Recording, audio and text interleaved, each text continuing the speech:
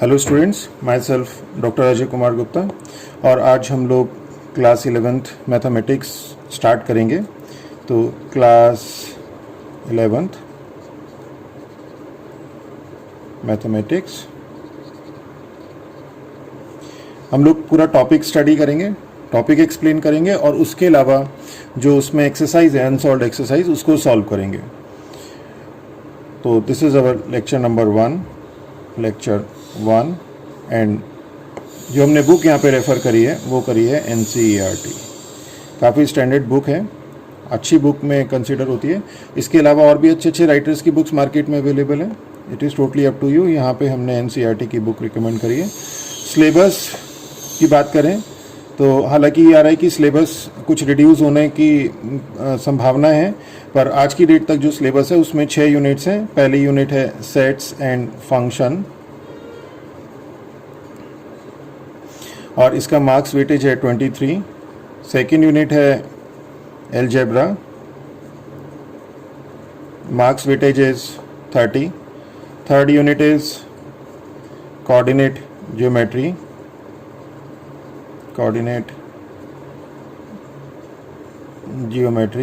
and the marks weightage is 10. Fourth unit is calculus, marks weightage is 5. Fifth unit is mathematical reasoning, marks weightage is 2. और sixth unit है statistics and probability. ये जो video आप देख रहे हैं उसका ओरिएंटेशन चेंज करके देखिएगा, फुल स्क्रीन में वीडियो आएगा और काफ़ी अच्छा रिफ्लेक्शन उसके आपको मिलेंगे, काफ़ी अच्छी तरह से दिखाई देगा। तो टोटल मार्क्स वेटेज 80 और इंटरनल मार्क्स 20 है, तो टोटल सब्जेक्ट आपका 100 मार्क्स का है। हम लोग बात करें यूनिट फर्स्ट की, सेट्स एंड फंक्शन। तो इसमें 3 चैप्टर्स हैं। जो चैप्टर फर्स्ट है उसमें हम बहुत बेसिक सेट्स के बारे में बताएंगे, सेट्स क्या होता है, कैसे होता है, क्या क्या उसकी प्रॉपर्टीज़ होती हैं। चैप्टर 2 में रिलेशंस आएंगे एंड फंक्शंस आएंगे और चैप्टर 3 में ट्रिग्नोमेट्रिक फंक्शंस। ओके, तो this is all about your syllabus. 6 unit और फर्स्ट यूनिट के 3 चैप्टर। अब हम लोग स्टार्ट करेंगे सेट्स को। तो जो सेट है इसकी डेफिनेशन की अगर हम बात करें तो बहुत सिंपल है इसकी definition. A collection of well-defined, distinct elements। Okay, तो सेट क्या है? सेट है एक कलेक्शन होता है, एक कलेक्शन जो कि क्या होना चाहिए, उस कलेक्शन की 2 प्रॉपर्टी होनी चाहिए कि एक तो उसके एलिमेंट डिस्टिंक्ट होने चाहिए और वो वेल डिफाइंड होना चाहिए।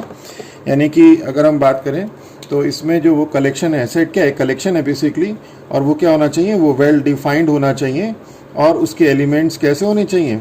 डिस्टिंक्ट एलिमेंट होने चाहिए। तो डिस्टिंक्ट एलिमेंट में तो कुछ भी नहीं, इसका मतलब तो सिंपल ये है कि एक एलिमेंट एक ही बार आएगा और जो वेल डिफाइंड है इसको थोड़ा समझना पड़ेगा। तो इसके लिए कोई ऐसा फॉर्मूला नहीं है जिसको मैं आपको बता दूं, आप पुट करें और रिजल्ट निकाल कर दे दें कि ये वेल डिफाइंड है या नहीं है। इसके लिए थोड़ा सा हम लोगों को जो है अपना कॉन्सेप्ट जो है क्लियर करना पड़ेगा इसके बारे में। तो अगर हम लोग बात करें वेल डिफाइंड मीन्स व्हाट, तो वेल डिफाइंड मीन्स का अगर हम इसको सिंपल लैंग्वेज में कहें कि आपके पास डेटा अवेलेबल है, उस डेटा में से आपको कुछ किसी कलेक्शन करना है, कुछ चीज़ों का कलेक्शन करना है और जिन चीज़ों का आपको कलेक्शन करना है, जिन चीज़ों का कलेक्शन करना है वो जिस प्रॉपर्टी से डिफाइंड है, वो प्रॉपर्टी अगर वेल डिफाइंड है तो अगेन वो आ गया कि वेल डिफाइंड है। तो मीन्स प्रॉपर्टी वेल डिफाइंड है मीन्स व्हाट, कि अगर 4 लोग, इसे हम लोग बहुत सिंपल लैंग्वेज में समझते हैं कि अगर 4 लोग उस प्रॉपर्टीज के बेसिस पे एलिमेंट्स को कलेक्ट कर रहे हैं और उनके सभी के जो वो कलेक्शन है, एलिमेंट का कलेक्शन है, सेम आ जाता है। और इसी के अलावा 4 ही नहीं, 400 करें या 4000 करें या 4 लाख करें, यानी कि सभी के सभी मीन्स कि अगर हमारे पास डेटा अवेलेबल है और एक स्टेटमेंट है, उस स्टेटमेंट के बेसिस पे कुछ लोग एलिमेंट्स को कलेक्ट करते हैं और उनका कलेक्शन जो है वो यूनिक आता है, सेम आता है, तो हम कहते हैं वो जो स्टेटमेंट है वो वेल डिफाइंड होगा। तो इसको हम एक एग्जांपल से समझते हैं कि collection of tall students in your class, ये एक एग्जांपल है कि आपकी क्लास में 40 स्टूडेंट्स हैं, इसमें टॉल स्टूडेंट्स का कलेक्शन करना है। तो टॉल स्टूडेंट्स का कलेक्शन कैसे करेंगे हम लोग कि अब हमने राम को बोला कि राम टॉल स्टूडेंट्स का कलेक्ट करो, कलेक्शन बनाओ। उसने कहा, राम ने कहा कि 5 फीट 2 इंच से ज़्यादा हाइट वाले टॉल होंगे, उसकी खुद की हाइट इतनी थी, तो उसने 10 स्टूडेंट्स को कलेक्ट कर दिया, 10 स्टूडेंट्स का एक कलेक्शन बना दिया। हमने श्याम को बोला, श्याम को लगा कि जो है मेरा जो फ्रेंड है उसकी हाइट 5 फीट 7 इंच है और वो टॉल है, मीन्स 5 फीट 7 इंच या उससे हाइट ज़्यादा हाइट वाले टॉल माने, और उसने 7 स्टूडेंट्स का कलेक्शन बना दिया। उसके बाद विजय को बोला, विजय ने कहा कि 6 फीट से ज़्यादा हाइट वाले जो होते हैं वो टॉल होते हैं, मतलब सबकी अपनी अपनी कस्टमाइज्ड डेफिनेशन है टॉल की, तो उसने 5 स्टूडेंट्स का एक कलेक्शन बना दिया। तो देखिए जो कलेक्शंस हैं वो अलग अलग है, और जो कलेक्शन है उसके लिए सबने अपनी अलग अलग थ्योरी दी, यानी कि जो टॉल है उसको अपने सबने अलग अलग तरीके से डिफाइन किया।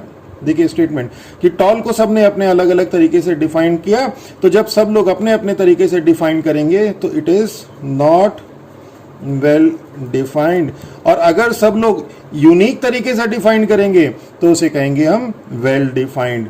तो जैसे ये नॉट वेल डिफाइंड का था, हम लोगों ने इसी एग्जाम्पल को थोड़ा सा चेंज कर दिया, collection of students having height 5 feet 5 inch और मोर, यानी 5 फीट 5 इंच या उससे ज़्यादा हाइट वाले स्टूडेंट्स की हाइट का कलेक्शन बनाना है। तो हमने राम को बोला, राम ने कहा 5 फीट 5 इंच से ज़्यादा तो 8 स्टूडेंट्स हैं, तो उसने 8 स्टूडेंट्स का कलेक्शन बना दिया। अब हमने श्याम को बोला श्याम बनाइए, तो श्याम ने कहा 1 2 3 इसकी किस किस की हाइट है 5 फीट 5 इंच है उससे ज़्यादा, तो उसने टिक टिक किए, तो 8 स्टूडेंट आएंगे। अब हमने विजय को बोला, तो विजय भी उसी डेटा में से स्टूडेंट्स की निकालेगा, तो उसके पास भी 8 आएंगे। मीन्स क्या हुआ, जो कलेक्शन आया वो यूनिक आया, मीन्स जो हर एक आदमी ने जो उसकी हाइट 5 फीट 5 इंच और मोर जो उसकी डेफिनेशन थी वो फिक्स थी हर एक के लिए, उसमें वो अपने हिसाब से उसे कस्टमाइज नहीं कर पाया। तो इस टाइप के स्टेटमेंट को कहते हैं हम लोग वेल डिफाइंड। ओके, तो अब आपको आई थिंक क्लियर हो गया होगी क्या वेल डिफाइंड है और क्या वेल डिफाइंड नहीं है। तो अगर स्टेटमेंट कस्टमाइज्ड नहीं है, अलग अलग लोगों के हिसाब से अलग अलग नहीं आ रहा है, तो हम कहते हैं यूनिक आता है, तो हम कहते हैं वो स्टेटमेंट कैसा होगा, वेल डिफाइंड होगा। इसके कुछ एग्जांपल्स हम लोग समझ लेते हैं।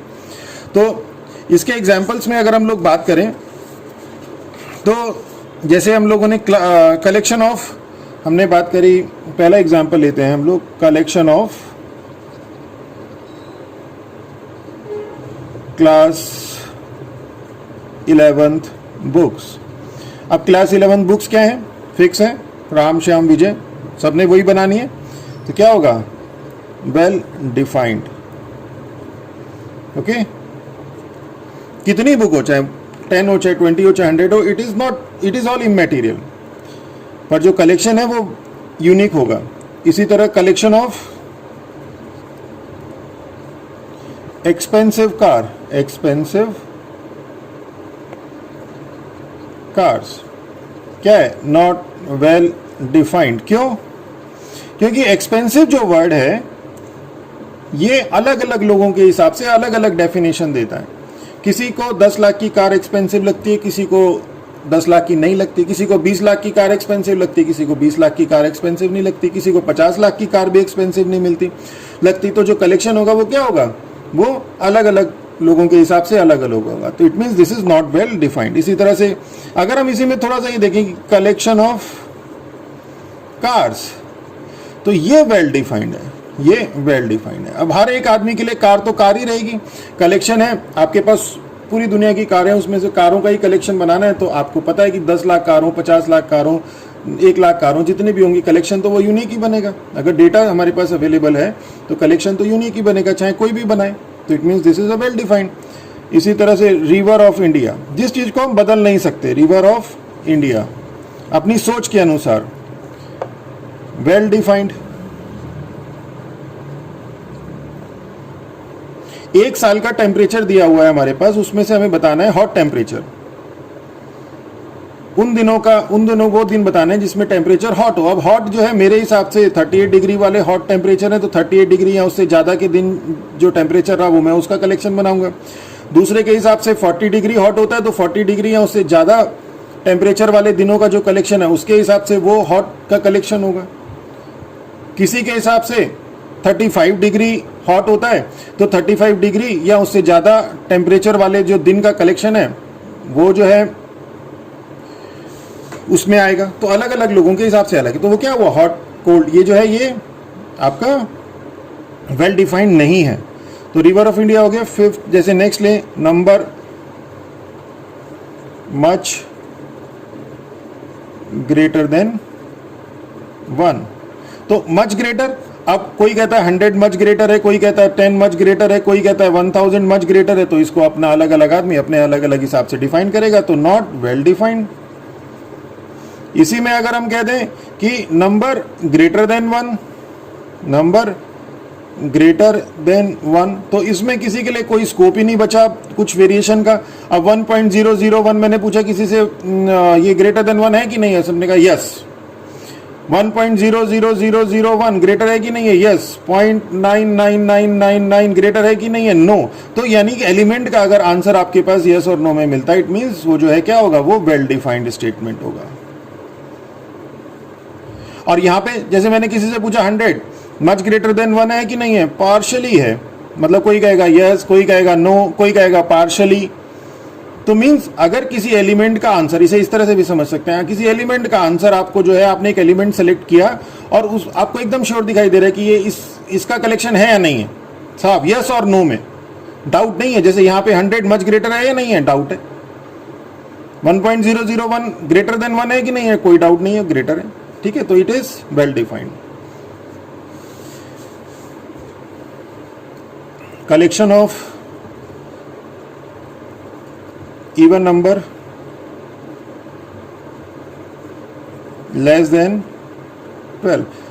अब 11 इवन नंबर है, लेस देन 12 है, नहीं। 10 इवन नंबर है, लेस देन 12 है, यस। 14 इवन नंबर है, लेस देन 12 है, नो। तो मींस क्लियर हो रहा है कि 10 जो है इसका वो है, तो हम लोग वेल डिफाइंड है, तो means well defined. All kinds of angle, हमें पता है एंगल जो है फिक्स है, हम बदल नहीं सकते, अलग अलग लोगों के हिसाब से इसकी प्रॉपर्टी अलग अलग नहीं होगी, सेम है सेम ही रहेगी। अब हमारे पास आया वेल डिफाइंड और एक आया हमारे पास नॉट वेल डिफाइंड। अब हम लोग यहाँ पे सेट थ्योरी पढ़ रहे हैं। सेट थ्योरी में सबसे पहले सेट पढ़ रहे हैं हम लोगों ने। यहाँ पे क्या पढ़ा, हम लोग यहाँ पे सेट थ्योरी पढ़ रहे हैं। देखिए हमारे पास थे, थोड़ा सा मैं अलग चलते हैं, हमने नंबर थ्योरी में क्या, सबसे पहले हमने नंबर सिस्टम पढ़ा, यानी नंबर्स पढ़े, न्यूमेरिक वैल्यूज पढ़ी, न्यूमेरिक वैल्यू 1 2 3 4 पढ़ी, ओके। फिर उनके ऑपरेशन पढ़े, प्लस माइनस मल्टीप्लिकेशन डिवीजन, फिर उनकी प्रॉपर्टीज पढ़ी, ठीक है। फिर हमने उसका यूजेस पढ़े कि यूज क्या क्या है इनका। फिर आगे हम लोग इसकी प्रॉपर्टीज को धीरे धीरे एक्सटेंड करते रहे। तो ये पूरा का पूरा नंबर थ्योरी। फिर उसका हमने एप्लीकेशंस पढ़ी कि कहाँ कहाँ ये अप्लाई हो सकता है, एप्लीकेशंस, ओके। तो अभी तक हमने जो भी पढ़ा वो नंबर थ्योरी के ऊपर, न्यूमेरिकल सिस्टम था आपका, क्या था, न्यूमेरिक सिस्टम। अब हमारे पास क्या आ गया, अब हमारे पास आएगा सेट थ्योरी। हमने आज इंट्रोड्यूस करी सेट थ्योरी। तो सबसे पहले हमें क्या पढ़ने पड़ेंगे, सेट्स। तो वो सेट्स हम लोगों ने पढ़ी है, सेट्स के लिए well defined collection of well defined distinct element. फिर हम उसके ऑपरेशंस पढ़ेंगे, ऑपरेशंस कौन कौन से होते हैं, यूनियन, इंटरसेक्शन और डिफरेंसेस, और उसके अलावा, और उसके बाद फिर हम पढ़ेंगे उसकी प्रॉपर्टी, ठीक है। तो बेसिकली नंबर सिस्टम में 1 2 3 4 आप नर्सरी में पढ़ते थे, आज आप सेट थ्योरी के लिए सेट्स यहाँ पे पढ़ रहे हैं। तो ये जो 1 2 3 है नंबर थ्योरी के लिए, इसी सेट थ्योरी के लिए वो सेट्स हैं, ठीक है। तो आज आप समझ लीजिए कि सेट थ्योरी के लिए हम लोग अभी नर्सरी में हैं, okay. I think now it is clear कि सेट क्या है और सेट थ्योरी क्या है। तो यहाँ पे नंबर थ्योरी और यहाँ सेट थ्योरी। अब बात आती है कि हमारे पास नंबर सिस्टम, नंबर थ्योरी आ गया, सेट थ्योरी आ गया, तो अब कुछ हमारे पास हमने जो कलेक्शंस है वो डिफाइंड है, हमने उससे सेट्स बना लिया। क्या हुआ, जो वेल डिफाइंड हुआ उससे हमने क्या बनाया, सेट्स बनाया। और जो नॉट वेल डिफाइंड था उसका क्या हुआ। और अगर हम लोग जर्नल लैंग्वेज में बात करें तो अगर आप ध्यान देखेंगे तो बहुत सारी कम चीज़ें ऐसी हैं जो कि यस और नो में हम लोगों को मिलती हैं। हमेशा क्या होता है, आजकल तो हम लोग बातें भी ऐसे करते हैं जिसे कहते हैं बातें घुमा देना, डायरेक्ट आंसर ना देना, डिप्लोमेटिक होना, पॉलिटिक होना। तो आई थिंक तो वो सारे स्टेटमेंट्स क्या होते हैं, वो नॉट वेल डिफाइंड होते हैं। हमने आपसे कोई प्रश्न पूछा, आपने प्रश्न के बदले में हम पे प्रश्न रख दिया। आप देखते होंगे डिबेट होती है तो उसमें क्या होता है, आप कोई सीधा सवाल करते हैं एंकर, तो वो उसका प्रश्न का उत्तर प्रश्न की फॉर्म में एक और दे देते हैं, तो वो कभी डिबेट का कंक्लूजन ही नहीं निकलता। तो वो सारे स्टेटमेंट क्या होते हैं, वो नॉट वेल डिफाइंड होते हैं। अब आप देखें तो डेली जो हम लोग बात करते हैं, जो डेली हम लोगों की उसमें चीज़ें आती हैं, उसमें majority of the statement are not well defined. तो हमने उस नॉट वेल डिफाइंड वाले पोर्शन को क्या किया, हमने छोड़ दिया। नहीं, हमने छोड़ा नहीं उसको। वो जो part of that is also a part of mathematics, हमने उसमें फिर मैथमेटिक्स से उसको सॉल्व किया, उससे हमने फिर कलेक्शन बनाया और उस कलेक्शन को हमने फिर सेट्स बनाया और उस सेट का नाम दिया हमने फजी सेट्स। ओके। और अगर आपने बहुत एक हॉट टॉपिक चलता है, इसे कहते हैं हम आर्टिफिशियल इंटेलिजेंसी। तो अगर हम आर्टिफिशियल इंटेलिजेंसी की बात करें तो artificial intelligence is based on the fuzzy sets. Okay. तो अब आप समझ सकते हैं कि जो वेल डिफाइंड है वो कहाँ पे स्टैंड करता है और नॉट वेल डिफाइंड कहाँ पे स्टैंड करता है। तो इसी को हम लोगों ने, जो यहाँ से बना हमारा, वो बना सेट थ्योरी, और यहाँ से बना हमारा फजी थ्योरी। बहुत एक ग्रेट मैथमेटिशियन थे एल ए ज़ादे, उन्होंने ये थ्योरी दी थी। तो I think now it is clear. Artificial intelligence के नाम से तो समझ गए होंगे कि ये नॉट वेल डिफाइंड और ये इसका क्या इंपॉर्टेंस है इसकी, इसीलिए मैंने एक छोटा सा दिया। बाकी हमारे स्कोप में नहीं है ये अभी, ये हायर स्टडीज़ का, हायर क्लास में स्टडी का और रिसर्च का टॉपिक है। तो अभी इसमें बहुत रिसर्च का स्कोप बचा हुआ है। फिलहाल हम लोग सिर्फ वेल डिफाइंड सेट और सेट थ्योरी पे बात करेंगे। ओके। अब हम बात करते हैं कि इसके यूजेस क्या हैं। तो हम लोग क्या करेंगे, सेट्स बनाएंगे, सेट्स से हम लोग रिलेशन से फंक्शंस,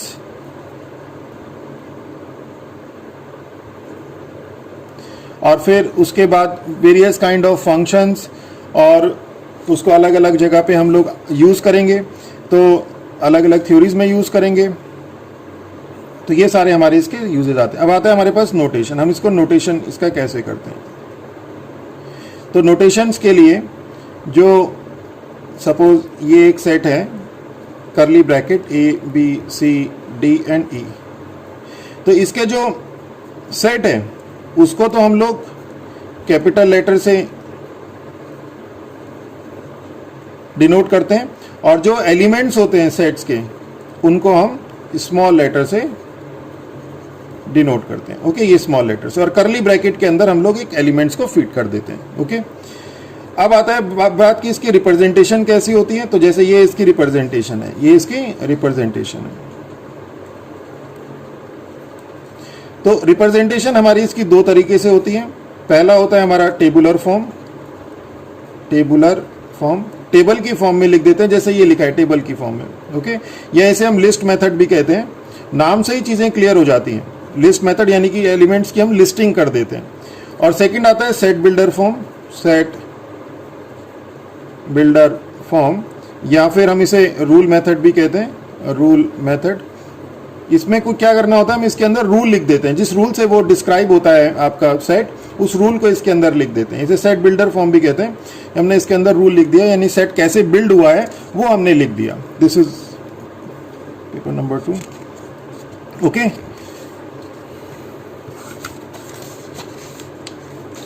अब नेक्स्ट हम लोग चलते हैं कि टेबुलर फॉर्म और सेट बिल्डर फॉर्म में हम लोग कुछ एग्जाम्पल देखेंगे। तो हम लोग कुछ एग्जाम्पल्स करते हैं और उसी को टेबुलर फॉर्म में लिख लेते हैं, टेबुलर फॉर्म या लिस्ट मेथड में लिख लेते हैं, और उन्हीं को हम सेट बिल्डर फॉर्म में लिख लेते हैं। ओके। तो जैसे हमारे पास आपको नंबर सिस्टम में पता है नंबर्स क्या कौन कौन से होते हैं? नेचुरल नंबर होते हैं 1 2 3, एक बार रिवाइज भी हो जाएगा इसी बहाने। तो इसी को, ये तो आपका आ गया टेबुलर फॉर्म। इसमें हमने क्या किया, नेचुरल नंबर्स के एलिमेंट्स को लिस्ट कर दिया, लिस्ट मेथड भी कहते हैं या टेबुलेट कर दिया हम लोगों ने यहाँ पे। तो ये सेट ऑफ नेचुरल, ये हमारे पास हो गया टेबुलर फॉर्म या list method. Set builder form में हमने क्या करना है, इसको डिफाइन कर देना है जिस रूल से, सेट बिल्डर फॉर्म या रूल मेथड इसे हम कहते हैं, रूल मेथड। तो जिस मेथड से ये बना है, कलेक्शन हुआ है, उस मेथड को लिख देंगे। तो ये क्या नेचुरल नंबर है, तो हम लिख देंगे x is a natural number. अब x is a natural number, तो हम ये ब्रैकेट बंद, और यहां पे क्या लिखते हैं, x such that, means element कैसे होंगे, इसका मतलब है कि एलिमेंट होंगे x। एलिमेंट क्या होंगे, एलिमेंट होंगे x, और x को डिफाइन कर देंगे कि x is a natural number. Okay, इसी तरह से आपके प्राइम नंबर होते हैं। प्राइम नंबर आपको पता है 2 3 5 7 जो इटसेल्फ अपने आप से डिवाइड होते हैं।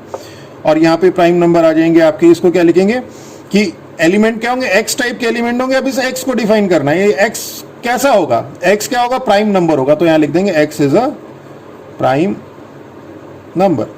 ओके, और इसी को थोड़ा सा हम ऐसे भी लिख सकते हैं, x such that x is a natural number को लिख सकते हैं x belongs to n। Okay, n क्या है, नेचुरल नंबर है, सेट ऑफ नेचुरल नंबर है, x बिलोंग्स टू n। अब ये बिलोंग्स टू और डज नॉट बिलोंग्स टू क्या होता है ये देख लेते हैं। ये होता है हमारे पास बिलोंग्स टू, और ये होता है हमारे पास डज नॉट बिलोंग्स टू। तो हमारे पास एक सेट है, उसमें एलिमेंट है a b c d e। अब एलिमेंट और सेट में रिलेशन, एलिमेंट एंड सेट में जो रिलेशन होती है वो हम इन दो सिंबल से शो करते हैं। अगर कोई भी एलिमेंट सेट का, अगर कोई भी सेट का एलिमेंट है तो हम कहते हैं बिलोंग्स टू, और अगर कोई नहीं है तो उसे कहते हैं डज नॉट बिलोंग्स टू। जैसे अब a है, a और a, अब इसमें हमें रिलेशन बतानी है। तो a क्या एलिमेंट है a का, यानी कि a इसको बिलोंग कर रहा है, और f इसको बिलोंग नहीं कर रहा है, तो f does not belongs to a। b क्या कर रहा है, b इसका एलिमेंट है तो b बिलोंग्स टू a। तो ये यहाँ पे एलिमेंट लिखते हैं पहले, उसके बाद सेट लिखते हैं, और बीच में जो है अगर उसका एलिमेंट है तो बिलोंग्स टू, और अगर एलिमेंट नहीं है तो does not belongs to. I think now it is clear. तो ये क्लियर हो गया, x such that x is a natural number लिखना था, या x बिलोंग्स टू n, कि x क्या होगा, नेचुरल नंबर होगा। इसका मतलब ये जो है यही है कि x is a natural number. ये हमारी मैथमेटिकल फॉर्म में लिखने की, और धीरे धीरे प्रैक्टिस में आएंगे तो ये बहुत आसानी से हमें ये आसान लगने लगेगी। और देखिए इसको लिखने से ईजी है, बहुत कन्वीनियंट है इसको लिखना। अब हम बात करते हैं कंपोजिट नंबर। तो कंपोजिट नंबर पता है आपको कि natural number except prime number and 1। तो कौन कौन से हो जाएंगे, 4 6 8 9 10, ये सारे कंपोजिट नंबर होंगे। तो कंपोजिट नंबर को कैसे लिख सकते हैं, x such that x is a composite number. फिर हम लोग इंटीजर्स लिख देते हैं। इंटीजर्स आपको पता है -3 -2 -1 0 1 2 3, और यहाँ पे इंटीजर्स क्या हो जाएंगे, इंटीजर्स हो जाएंगे x such that x belongs to i। i तो स्टैंडर्ड है कि x इज एन इंटीजर। अब आप देखिए इसमें बड़ा सिंपल लिख दिया मैंने, आप लिखते हैं x इज एन इंटीजर, मैंने डायरेक्ट लिख दिया x बिलोंग्स टू i, मतलब x क्या इंटीजर है। ओके, इसी तरह से q क्या है, set of rational number, rational number. अब आप बोलें कि इसे टेबुलर फॉर्म में लिखे, तो टेबुलर फॉर्म में इसे हम लिख नहीं सकते। क्यों, क्योंकि दो रैशनल नंबर के बीच में इनफाइनाइट मैनी रैशनल नंबर होते हैं। तो हम एक रैशनल नंबर लिखेंगे, उसके बाद दूसरा नहीं लिख पाएंगे, क्योंकि दूसरे के और पहले के बीच में क्या होंगे, इनफाइनाइट मैनी रैशनल नंबर होंगे। ओके, तो ये इसकी लिमिटेशन है। तो अब इसे हम सेट बिल्डर फॉर्म में कैसे लिखेंगे, q, और हमें पता है x होगा, और x किस टाइप के एलिमेंट होते हैं रैशनल में, p अपॉन q टाइप के एलिमेंट होते हैं। Such and p and q क्या होते हैं, बिलोंग्स टू i, इंटीजर्स होते हैं, and q is not equal to 0। q क्या होता है, 0 नहीं होता है। तो क्या होता है, आपको पता है रैशनल नंबर का कि p अपॉन q की फॉर्म में होते हैं, p और q इंटीजर होते हैं, q is not equal to 0। तो वही पूरी प्रॉपर्टी हमने यहाँ पे लिख दी। अब हम बात करते हैं t, set of irrational number. तो क्या हो जाएगा, t इज इक्वल टू हो जाएगा x सच दैट। अब इरेशनल नंबर क्या होते हैं, ऐसे except rational number, all real number are irrational. तो x such that x belongs to R and x does not belongs to Q. Okay, तो and है, एंड का मतलब होता है कि ऐसे एलिमेंट जो इसको भी सेटिस्फाई करें, इस प्रॉपर्टी को भी और इस प्रॉपर्टी को भी सेटिस्फाई करें. मींस इन दोनों में जो कॉमन एलिमेंट आएंगे. क्लियर हो रहा है? एंड और अभी हम लोग आगे प्रॉपर्टी पढ़ेंगे यूनियन एंड इंटरसेक्शन की, वो प्रॉपर्टी पूरी एंड और के ऊपर डिपेंड करती है. तो एंड का मतलब, तो यहीं से लेते हुए चलेंगे, एंड का मतलब कि इस प्रॉपर्टी को भी सेटिस्फाई करें, ये वाले जो एलिमेंट है इस प्रॉपर्टी को भी सेटिस्फाई करेंगे एंड इस प्रॉपर्टी को भी करेंगे. तो अगर इसे 100 एलिमेंट सेटिस्फाई कर रहे हैं, इसे 50 एलिमेंट सेटिस्फाई कर रहे हैं, तो इन दोनों को सेटिस्फाई करने वाले कम से कम 50 होंगे. ओके, 30 भी हो सकते हैं, 20 भी हो सकते हैं. तो एंड क्लियर हो गया. तो यहां पे अभी हमारा एंड आ गया. अब हमारे पास आ गया आर. आर क्या है? Set of real number. इसे भी हम लोग उस फॉर्म में नहीं लिख सकते क्योंकि दो रियल नंबर के बीच में infinite many real number. X such that x is rational और x इज इरेशनल. अब देखिए यहां पे और आ गया. और का मतलब ऐसे एलिमेंट, यहां पे और आ गया, एंड नहीं आया, ऐसे एलिमेंट जो कि या तो रैशनल हो या फिर इरेशनल हो. मतलब सारे रैशनल भी और सारे इरेशनल भी, कि सारे इरेशनल और सारे इरेशनल एलिमेंट्स का जो कॉम्बिनेशन है, इसमें तो कॉमन एंड लगा है पर कॉमन एलिमेंट आते हैं, इसमें और लगा है और सारे एलिमेंट आते हैं, इसके वाले भी और इसके वाले भी, इसके वाले भी एंड इसके वाले भी. समझ में आया? तो ये एंड और की प्रॉपर्टी ध्यान रखिएगा. एंड में कॉमन एलिमेंट आते हैं और में सारे एलिमेंट आते हैं. अब हम लोग ले लेते हैं, अच्छा एक होल नंबर रह गया. होल नंबर 1 2 3 आप जानते ही होंगे. तो W is equal to x such that x belongs to W. x is a whole number. अब ले लेते हैं A 8 10 12 16 18. अब ये इसको हमें डिफाइन करना है सेट बिल्डर फॉर्म में. तो क्या है, पहले हमें ये देखना पड़ेगा रूल फॉर्म में कि क्या रूल लगा हुआ है. तो रूल देखिए, अगर आप ध्यान देखिए तो इवन नेचुरल नंबर है और greater than equal to greater than 6 less than 20 है. तो हम लोग इसे कह सकते हैं ए कि x सच दैट x क्या है, x is even natural number and और क्या होगा, और x is greater than equal to 8 less than equal to 18 भी कर सकते हैं और ग्रेटर देन 6 लेस देन 20 भी कर सकते हैं. इवन नेचुरल नंबर ऐसे इवन नेचुरल नंबर जो 6 से बड़े हो और 20 से लेसर हो, या फिर 8 से बड़े या इक्वल हो और 20 से लेस देन या इक्वल टू. हम इसे x is greater than equal to 8 less than equal to 18 भी कह सकते हैं. ओके, और इसी तरह से C एक ले लेते हैं, B ले लेते हैं एक -2, 2. अब इसमें क्या प्रॉपर्टी लगी, अगर आप इसे ध्यान से देखें तो ये क्या है, इसका अगर आप स्क्वायर करेंगे तो दोनों एलिमेंट में ऐसी प्रॉपर्टी लगी कि दोनों का स्क्वायर 4 है. तो हम इसे कैसे डिफाइन करेंगे, x such that x square is equal to 4. Okay, easy है. सी हमने डिफाइन किया ये, मतलब इसके अंदर कोई एलिमेंट नहीं है. अब हमें ऐसी डेफिनेशन लिखनी है जिसके अंदर एलिमेंट ही ना है. तो n टाइप से लिख सकते हैं. मैं एक तरह से लिख देता हूं. तो n मतलब बहुत तरीके से आप इसे लिख सकते हैं, डिफाइन कर सकते हैं. मैंने लिख दिया x belongs to n and x is greater than 1 less than 2. कि ऐसे नेचुरल नंबर जो 1 से बड़े हो और 2 से छोटे हो. तो 1 से बड़े और 2 से छोटे कोई नेचुरल नंबर होंगे, कोई भी नहीं होंगे. तो मीन्स कोई नहीं आएगा. तो इसे नल सेट कहते हैं, आगे करेंगे. तो this is how we defined a set in which there is no element. Okay, तो आई थिंक ये अब क्लियर हो गया हम लोगों का कि वेल डिफाइंड क्या होता है, सेट और को रिप्रेजेंटेशन क्या होता है, और हम लोग इसे टेबुलर फॉर्म में और सेट बिल्डर फॉर्म में कैसे लिखते हैं. कल हम लोग नेक्स्ट लेक्चर में हम लोग एक्सरसाइज 1.1 NCERT की करेंगे. और अगर मेरा ये लेक्चर आपको अच्छा लगा हो तो मेरे चैनल को सब्सक्राइब कीजिए, लाइक कीजिए और अपने फ्रेंड्स के साथ शेयर कीजिए. इससे हम लोगों का भी मोटिवेशन बना रहेगा और ज़्यादा अच्छे से अच्छे कंटेंट्स आप लोगों के लिए हम लोग लेके आते रहेंगे. With that, thank you very much.